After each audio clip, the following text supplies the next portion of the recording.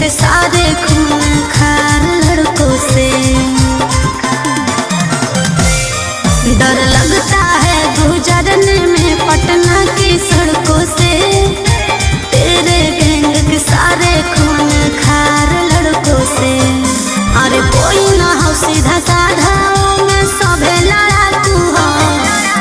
एक हाथ में हथियार एक हाथ में चाकू हो, जितना से रहो साथे सब पटना के डाकू हो।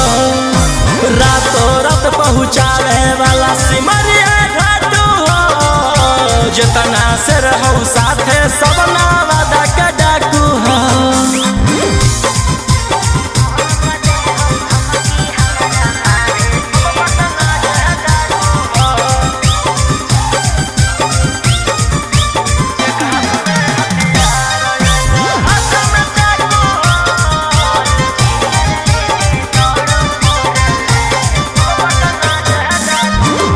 कि फोर व्हीलर लेके दौड़ो फोर लाइन पर, कखने की करत हो भरोसा नहीं हो माइंड पर।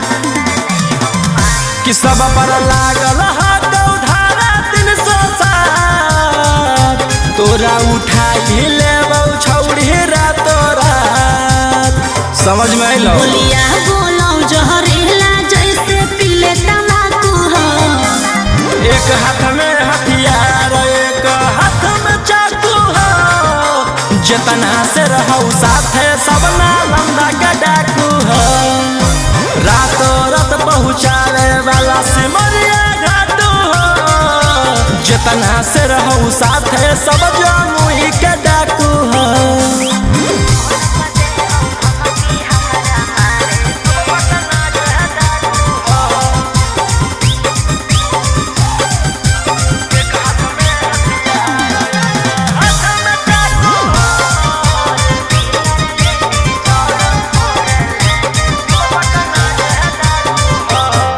अरे फोन पर दे हो धमकी हमारा मारे के, बचल रही है का बजा कैले ही हो सरकार के।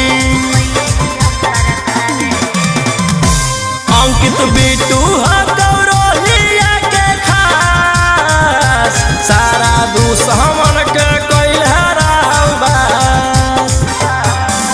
सनी मनी सवाल लगे जमैले धाकू हो।